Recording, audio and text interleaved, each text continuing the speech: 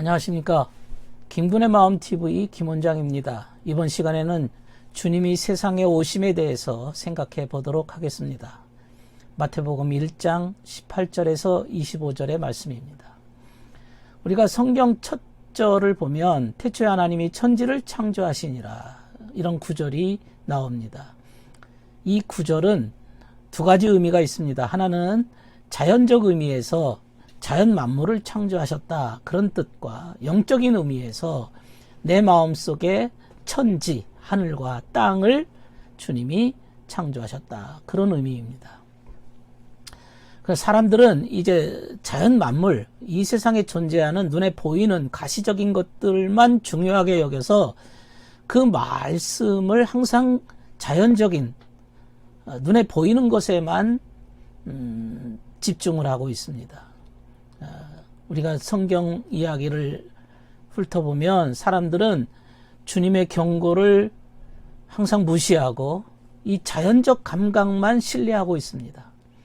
삶의 내적이고 높은 그러한 의미를 생각하지 않고 영적인 의미를 생각하지 않습니다. 그저 주의 말씀에 명령을 지키면 보상이 오고 축복이 오고 안 지키면 벌 받는다, 그런 식으로만 이해하고 있습니다. 이게 눈에 보이는 가식적인 이 상과 벌, 그런 수준으로 주님을 예배하는 마음을 갖고 있게 되어지면 열매가 없게 됩니다. 성경을 읽었던 그 바리새인, 또 율법학자, 이런 자들은 성경 말씀을 가지고 그 압박하고 백성들을 현혹하는 수단으로 악용되었습니다. 하지만 이런 상황 속에서도 정말로 의를 행하고 하나님에 대해서 제대로 알기를 원하는 그러한 유대인과 이방인들도 있었습니다. 그러나 그들은 더 이상 이제 진리를 배울 수 있는 그러한 기회가 사라지고 정말 그런 가능성을 잃게 되었습니다. 그래서 인간과 하나님 사이의 연결이 잃어버리고 이제 파멸의 위기에 놓이게 되니까 주님께서 새로운 방법으로 인간에게 다가오셨습니다. 그것은 주님께서 이 땅에 오시는 사건입니다. 그래서 주님께서 그 진리를 가지고 삶 속에서 완성시켜 나가는 것을 인간들에게 보여주시면서 이것이 가능하다, 하나님 말씀대로 사는 것이 가능하다, 진리로 사는 것이 가능하다는 것을 가르치시기 위해서 이 땅에 오셔야만 했습니다. 다시 말하면 이 땅에 겪고 있는 인간들의 시험과 고난을 극복하는 주님의 권능을 보여주시고 입증해 주시면서 인간 삶의 본보기를 보여주셨습니다. 그렇게 하기 위해서 이 땅에 주님이 오신 겁니다. 구약 성경에는 주님의 강림에 대한 많은 예언들이 있습니다. 그중 그 마태복음 1장과 2장에 인용이 되었는데, 사람들은 주님의 강림에 대한 예언들을 알고 있었고 또 메시아가 오심에 대해서 기대를 하고 있었습니다. 그러나 실제적으로는 가난하고 억압당하고 고통당하는 자들 제외하고는 메시아가 오는 것을 원치 않았습니다. 헤롯과 같은 통치자, 율법학자, 바리새인, 이런 자들은 모든 것을 착복하기에 바빴습니다.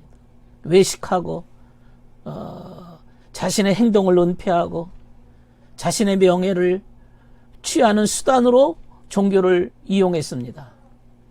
헤롯은 큰 성전은 지었지만 그곳의 예배가 부패했음을 알고 있습니다. 헤롯의 행동을 통해서 그들의 종교가 얼마나 거칠에 불과했느냐, 그걸 알 수가 있습니다. 유다왕 헤롯은 우리 마음으로 말하면 이기심을 상징합니다.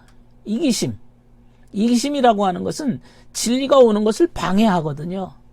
완강하게 저항합니다. 왜냐? 진리가 들어오면 거짓이 드러나고 빛이 들어오면 어둠이 드러나기 때문에 그렇습니다. 그리고 이기심이 멸망당합니다. 그러니까 이기심은 진리가 오는 게 반갑지 않습니다. 주님은 메시아라고 하는데 이건 기름 부음 받은 자. 그리스어로는 그리스도 그런 뜻입니다. 그리스도. 주님이 메시아라. 그걸 가르쳐주고 있는데요. 기독교인이라면 누구도 주님께서 메시아라, 구세주라는 사실에 대해서 의문을 갖지는 않습니다. 그리고 주님의 육신의 아버지는 요셉이었는데 예수라고 하는 뜻이 여호와가 구원하신다 그런 뜻입니다. 이는 저희 백성을 자기 죄에서 구원할 자라 이런 뜻입니다. 그러니까 예수 그리스도는 구세주, 약속되어진 메시아 이런 것을 의미합니다. 그리고 임마누엘이라는 뜻은 하나님이 우리와 함께 하신다. 우리와 함께 하시는 하나님으로서 인간 형체로 세상에 오신 하나님 자신을 의미합니다. 임마누엘. 세상에 오신 하나님이십니다.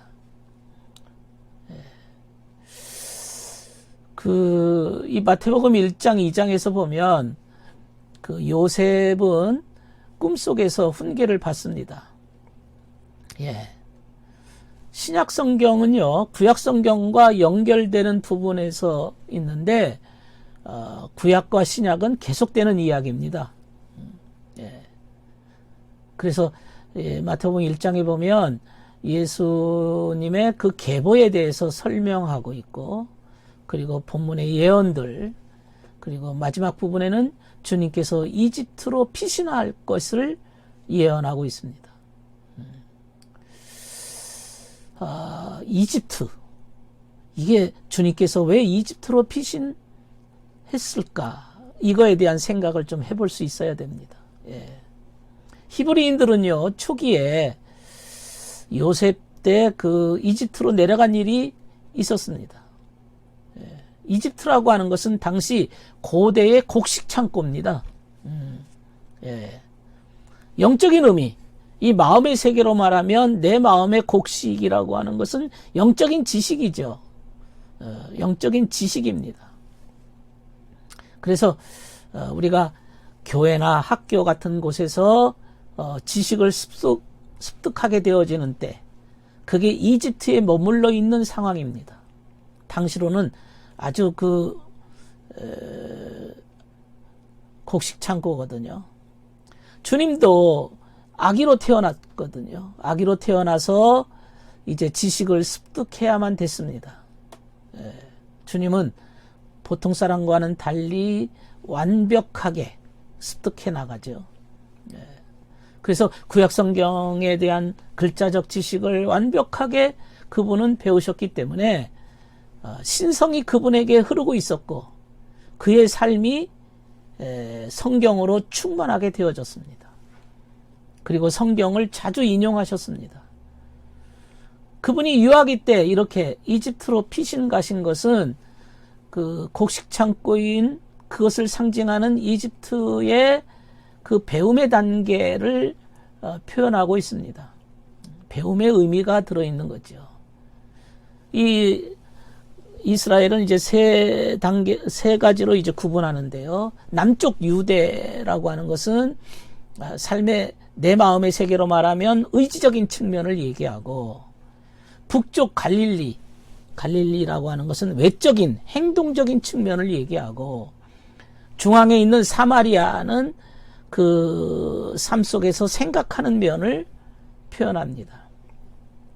그래서 주님께서 유다 베들레헴에서 탄생하셨다. 이것은 우리가 태어날 때 믿음과 순진함, 순수함을 가지고 태어남과 같습니다. 그리고 주님께서 이집트에 갔다 왔다는 것은 배우는 상태를 의미하는 거죠. 그리고 주님이 활동하신 곳은 주로 갈릴리입니다. 갈릴리입니다. 갈릴리라고 하는 곳은 우리가 외적인, 우리가 거듭날 때 외적인 삶의 행동적인 면을 얘기하는 거죠. 그분의 선교하는 삶이라고 하는 것은 지상에서의 3년 동안은 갈릴리 가버나움에서 거의 많이 지내셨고 어떤 큰 축제를 위해서는 정기적으로 유다 예루살렘에 가셨습니다. 그리고 예루살렘에 가실 때에는 늘 사마리아를 거쳐서 오셨습니다. 이거는 우리의 삶이 말씀에 따라 질서 있게 되는 것을 의미합니다.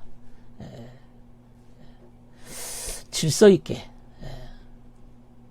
우리가 영적으로 발전하는 삶은 좀 느리지만 규칙적으로 질서 있게 주님을 향해 나아갑니다. 그것은 말씀을 배움으로, 가르침을 받음으로 영혼이 성장할 영감을 얻기 때문에 그렇습니다. 결국은 우리의 육체와 마음은 하나입니다. 그러나 중심은 마음이 중심입니다. 의지적인 것이 중심입니다. 과연 내 마음속에 의지적인 상태가 중요한 것입니다. 오늘은 주님께서 이 땅에 오심에 대해서 말씀을 드렸습니다. 들어주셔서 감사합니다.